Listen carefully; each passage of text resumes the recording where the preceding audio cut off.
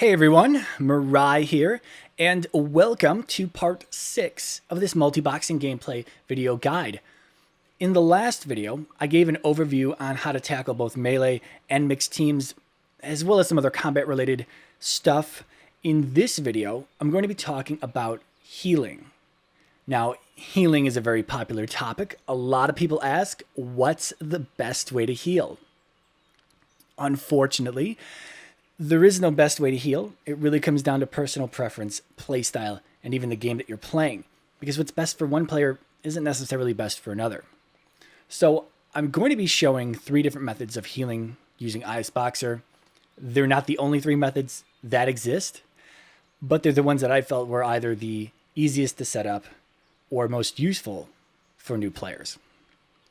So the first 2, in my opinion, they're pretty basic, pretty straightforward, and they require minimal setup in order to get working.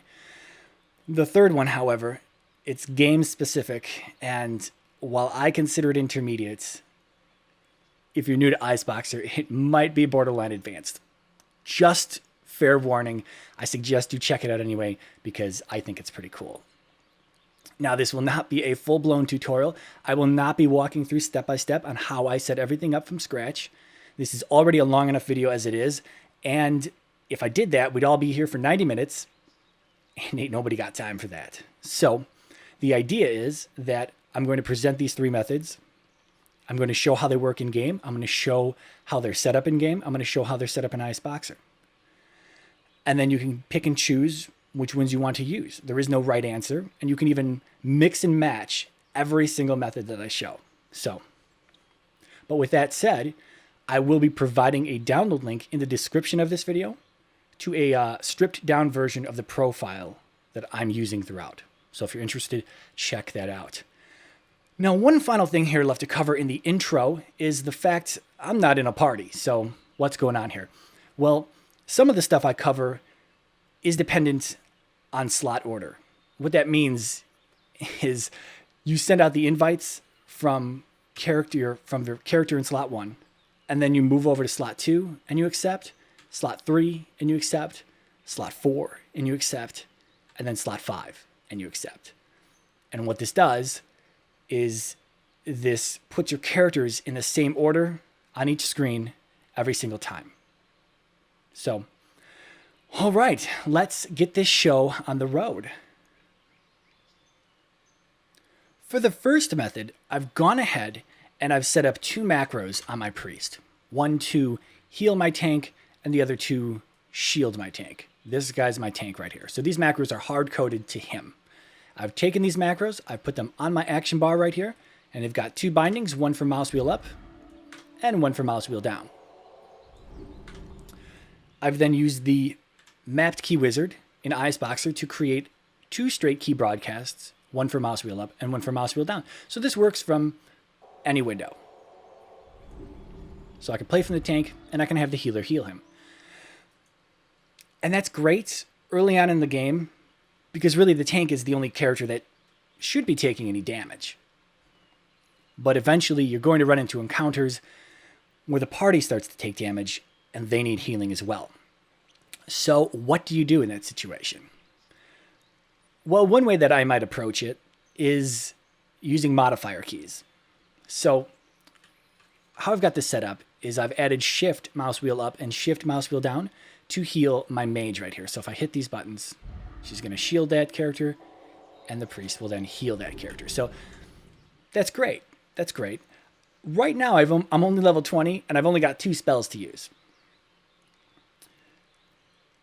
When I reach max level, I'm bound to have more than 2 spells for healing, for support. Even other characters are bound to have other spells that I may want to use. So what do you do at this point? Because I can't jam everything on my mouse wheel. What I might do at this point is begin adding more key bindings for the tank. And then if you want to heal the party as well with that, well, then you need to continue using the modifiers. And you can see how this quickly becomes a giant pool of key bindings that you need to remember on the fly. So while this is a good method to start off with, it's kind of limited. So what's going on here is let's see here. In ISBoxer, like I said, I set up 2 straight key broadcasts. This one's for mouse wheel up, and mouse wheel up then gets sent to character slot 5, which is my priest. Same thing for mouse wheel down. Now, what if you play a game that doesn't have a macro system? Because believe it or not every game has fancy macro systems in it. So on my priest screen, I've got my regular spells down here for healing and shielding. They're numbers 4 and 5 on my action bar. What I can do with that is I can use variable keystrokes to set up a 2-step process where I first target a character via the F keys, and then I send the keystroke for my healing spell or my shielding spell. And that's what I've done here for the mage. So when I hit shift mouse wheel up, I'm first going to target slot 2. I'm going to tell slot 5, which is my priest, to target slot 2. So this is not a full-blown variable keystrokes tutorial. If you're playing a game that uses variable keystrokes and you're not entirely familiar with them, I suggest learning about them a little bit more. So slot 2 is Altiris, which is my mage. So variable keystrokes set up in my priest window to target slot 2, she hits F3. F1 to target my priest, F2 to target the tank, F3 to target Altiris. So that's what's happening here. So I've sent F3. This is just a fancy way to send F3 from the priest window. And then I send 5, which is my shield spell. Same thing here. I send F3, and then I send 4. So it's a 2-step process. So right here, if I hit shift mouse wheel up once, she's going to target the mage. And when I hit it again, she's going to shield the mage. So once, twice. Just like that. If I clear it, once, twice. But when you spin your mouse wheel so fast, it just looks normal. It just looks like a typical target and cast action. But that's pretty much it for this method. Again, a little limited, good for early on, but straight key broadcasts being sent to the priest or any other support class. And at the end of those key bindings, they need to be tied to a macro or a healing spell of some sort. So that's pretty much it. Okay, so for this second method, I've gone ahead and I've expanded upon the first, and I've added buttons next to my unit frames. Now these are click bars. They're red for a reason, and I'll explain that in a moment. These can also be set up using ISBoxer's menu system, but menus are a bit more complicated to set up, and I just figured I'd stick with click bars since they're a lot easier. And they're going to heal or shield whoever they're next to.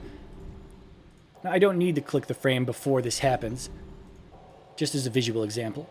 Now these buttons, they start out blank, but you can add text or images to them, so that's what I did. I prettied them up. I downloaded the icons from the internet for my priest spells, and I plugged them into the buttons. Now they're just static images, and what I mean by that is this shield spell has like a 5 or 6 second cooldown on it. So if I shield my tank and I go to shield someone else, well, it's not working. But the images don't reflect that the spell is on cooldown. Reason being is that ISBoxer doesn't read anything from the game client, so it can't possibly know that that spell is on cooldown. It's a limitation, but it's one that you're just going to have to deal with. Just make a mental note that the spell is on cooldown. I don't know. So I made kind of a big fuss in the intro about inviting your characters in slot order. And I'll show why that is. So I've got a specific order of characters here. And let me just leave my party. And then let me invite them in just some random order. So here, here, and here. Okay, great. So if you remember the other order, it went Paladin, Mage, Warlock, Druid, and Priest. So now these buttons no longer heal the correct person. So if I click on this person, it's actually going to heal this character here. Same thing with this button. It's going to heal this character here. So that's why it's important. If you set up click bars in this specific to a window, and then you continue to change the party order, that's going to screw things up. So let me fix this.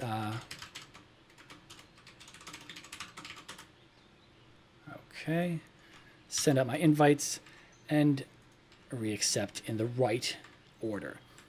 Now these are red because, again, I've only set them up as per my tank's window. So if I go to another character's window, in his window, he's at the top. But any other character's window, they're at the top, which automatically throws off the rest of the party order for the most part. So these buttons are meant to heal him. So when I click them, they're still going to heal him, but they're not going to heal who they're next to. Same thing with this button here. It's going to heal her. It's not going to heal him. So that's a limitation. If you quickly set up click bars, you can get around this. So with this, I just set up 5 sets of click bars for my tanks window, and I've assigned it to the character set.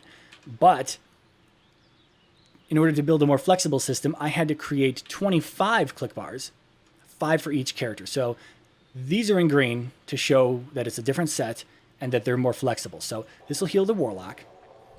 But if I move over to this character screen, the third button down is still going to heal the correct character. So it'll heal the Mage now. Again, in the Druid's window, this top one will heal the Druid. Whereas in the tank window, it will heal the tank. So you can set it up. If you take the time to set this up this way, it will work. So what the hell is going on here? These buttons. What are these buttons? So on the Priest window, I've created 5 macros, 1 for each of my party members to heal, and 5 more macros to shield each of my party members. I've taken these macros, I've put them on a hidden action bar over here to the right, and this action bar has key bindings.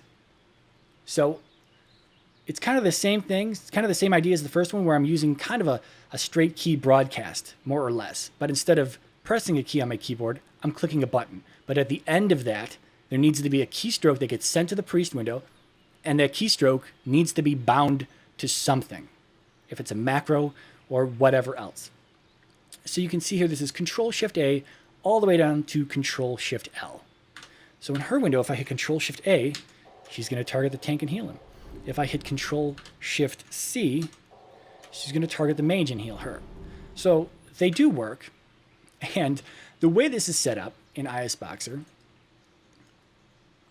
where are my click bars here? So here's the first 5 I created with the red border, and here's the other 25 I created. And I'll get to these other variable keystroke ones in a moment. So expand this, you go into the buttons here, and the first set of buttons, the red ones, do Priest Heal Party 1 and Priest Shield Party 1.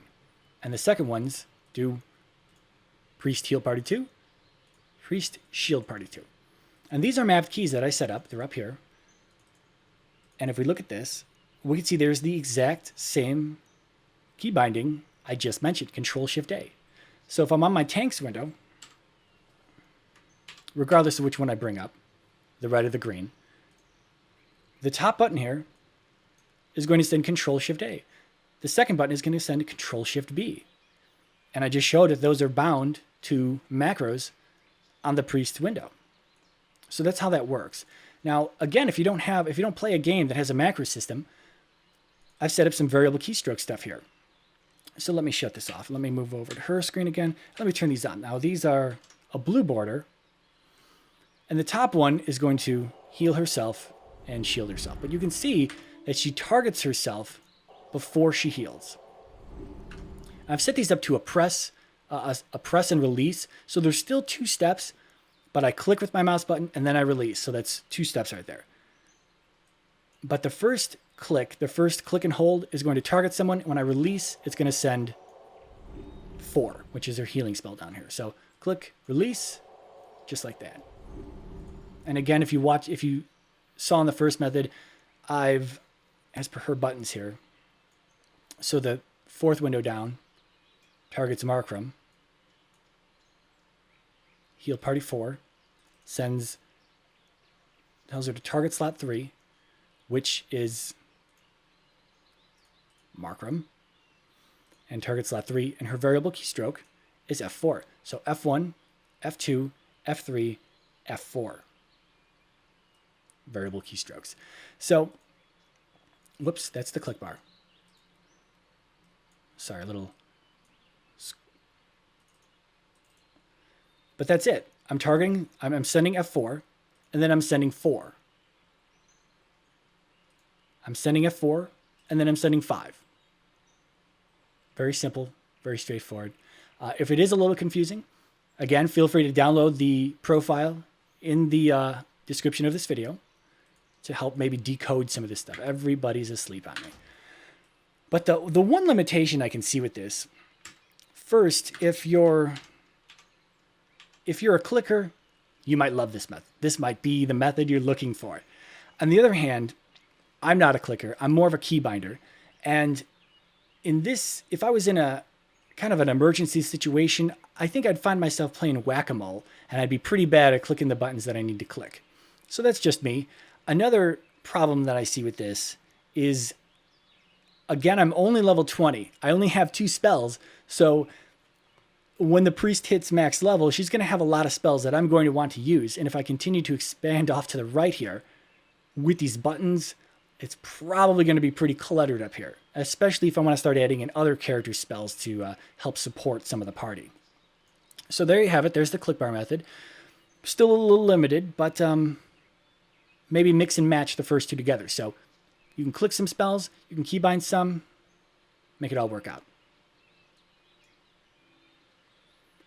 Okay, so for this third method, I did warn everyone at the beginning that this is game specific and probably a little advanced. This example does rely on ISBoxer's video effects feature, which by itself requires a bit of knowledge in order to set up correctly. But because I play World of Warcraft, I have the option to install add-ons. So I've installed this Uniframe add-on called Grid, and I've installed another add-on called Clique. These 2 together allow me to bind spells to any buttons I want, and then mouse over frames and just use those bindings. So I can just mouse wheel down over any of these frames, and she'll heal that character.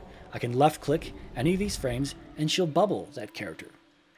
Now, the way I've Clique set up, just a quick example here. You can see left button is assigned to the shield. Mouse wheel down is assigned to my heal. So let me just delete these real fast and show how this works. Flash heal, you just mouse over any of the spells you want to use and just press the key on your keyboard or press the button on your mouse. So flash heal, I want bound to mouse wheel down. I hit mouse wheel down, there it is. It appears in the list. Same thing with power word shield. I want to left click. There it is in the list. Done deal. Good to go. Now I can just, everything is assigned and ready to go. And everyone's saying, well, that's great, dude, but I don't play from the priest. I play from the tank. Well, thanks to video effects, we can bring that to the tank. So this is a live feed. You can see both cursors. You can see my cursor. You can see the tank cursor, and you can see the healer's cursor. If you look in the bottom right-hand corner, you can also see her cursor moving around over the frames as well. So this is a live feed of her window. And from this character, I can just mouse wheel down, just as if I'm on her screen doing it. I can left click, and they will bubble the correct character. Man, that's fancy, isn't it? Now, I did say video effects requires a bit of knowledge to get set up correctly, but behind any video effects setup is a source and a viewer. So you need a source, and then you need a viewer to view that source. So on my priest screen, bring up the in-game GUI, and you can see that this is a source. It says so right here in the title bar here. And I've just designated this area on her screen to be the source. I've then created a viewer on everybody else's screen. So this actually works from anybody else's screen. You can see this says viewer, and I just say, hey, I want to place it. Here's the here's the XY coordinates. Here's the dimensions of the rectangle. And I enable repeater pass-through, which allows me to use the mouse. And like I said, this works from anybody's window. So here I am in the Warlock. I can throw out a heal to the Druid. I can throw out a heal to the Mage. Very fancy, very fancy. We're not done. We are not done. Who else can heal here? So we've got this Paladin. He's got a healing spell. So let's set up Grid and Clique on him.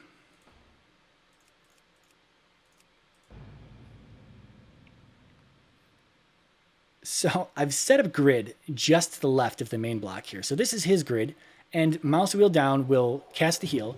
Mouse wheel up will cast the cleanse.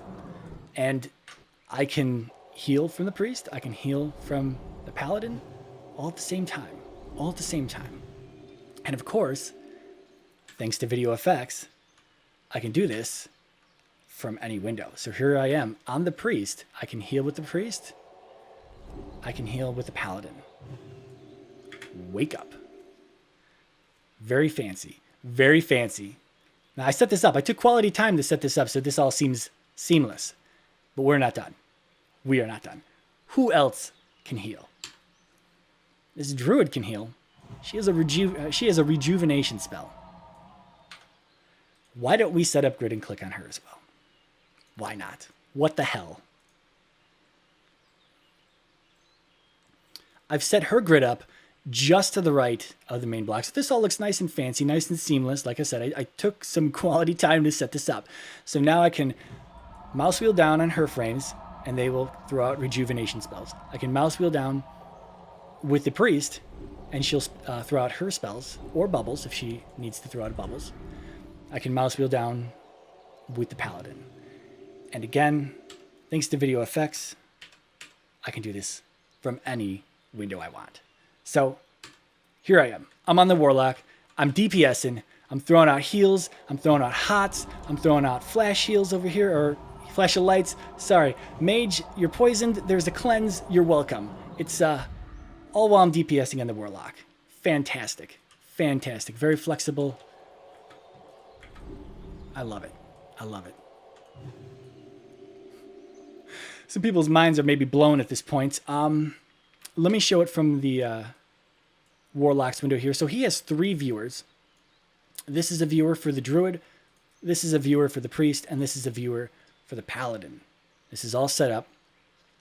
Now, you can set up video effects through the in-game control panel here by choosing viewers and sources and filling in the boxes with all this information and then filling in more boxes over here. But I suggest that once you understand video effects through the in-game GUI, that you move on and you set up things inside of ISBoxer using video effects actions. So I'll show how I did that. This, like I said, some of what I'm going to be showing just isn't going to make any sense. You're really going to need to look at the video effects on your own and learn video effects. So down here, I've got 4 steps. I've made it 4 steps so that I could be fancy. I could have consolidated the first 3 steps into 1 step, but for the video, I wanted to make it a bit more dramatic. So action 1 on step 1 creates a source on slot 5, which is my priest. It's got a position and it's got dimensions. Now, position 502 by 300, this isn't something that you're just going to be able to look at your priest screen and be like, oh yeah, that looks like it's at about 502 by 300. Those are the exact XY coordinates I'm supposed to use. It takes some setup to get this work. It takes some trial and error to get this working, to get everything positioned. So that's what you have to do. You have to play with it. But then the second action creates a viewer in all of my characters except for IS5 and DX nothing. Now this is an advanced target. You don't necessarily need to use an advanced target, but I wanted to be fancy for this video, so I did. And advanced targets have their own entire separate video on how to learn them. But that's outside of the scope of this video. So it's a viewer, it's got a position, and it's got a size. And that's exactly how all these are set up. Here's the source on the paladin. Here's the viewer for the paladin's grid set up on everybody else. Here's the source for the druid that I gave it. The idea behind this is that the name of the source, grid druid, needs to be the name of the viewer as well. The names have to be the same. That's how they're linked to each other. And then the 4th step here is just to remove all the video effects. And I did that because if I open up my character window here, it's kind of, my video effects viewers are kind of blocking some of my frame. Could be blocking something else depending on where you have them set up. So I can just clear them if I need to. And then of course I can just cycle them back on. Now, now you've noticed that there was a DX nothing here in these targets here. let me get to that. There's more. There's more to this. So the typical, a standard wizard generated window layout looks something like this with, I've got 5 characters, so this is something that it would give me. So if I use this and I export, you can see that all of a sudden my viewers are pixelated. What just happened? What's going on? They're still usable. I can still use them, but they look ugly. Well, what's going on here is using a standard layout where your other characters' windows are scaled down. They're rendering at the same resolution, they're just scaled down. You can see in the right-hand corner here, this grid unit frame is being scaled up to this size. So it's taking this small feed right here, and it's scaling it up to this size.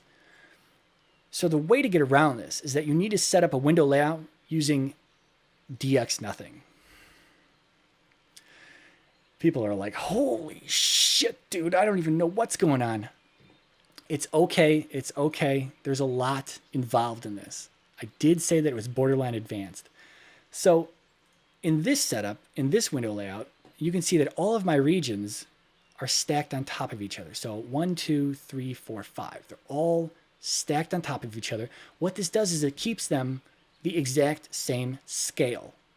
All of them have the same scale. None of them are scaled down. DX nothing is this bottom region here. So if I pull this down, I export again, let the windows refresh, let me cycle through them.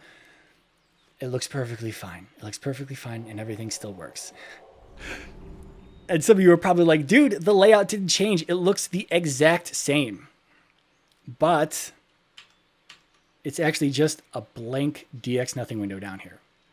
And if I turn on this and I turn these back on, you can see that I have 4 video effects viewers down here to view the other game clients that are behind this one. Yep, it's quite a setup. It's quite a setup. So let me come down here. But that's video effects. That's video effects. Very, very fancy setup. Very fancy setup. If you want to see this in action in the next video, I run this team right here through a PvE dungeon using this grid setup right here. So if you're interested in seeing all this in action, come check it out. All right, guys, I think that's it for healing. It's been a long one. Thanks for sticking through to the end. With that being said, thanks for watching, and hopefully see you in the next video.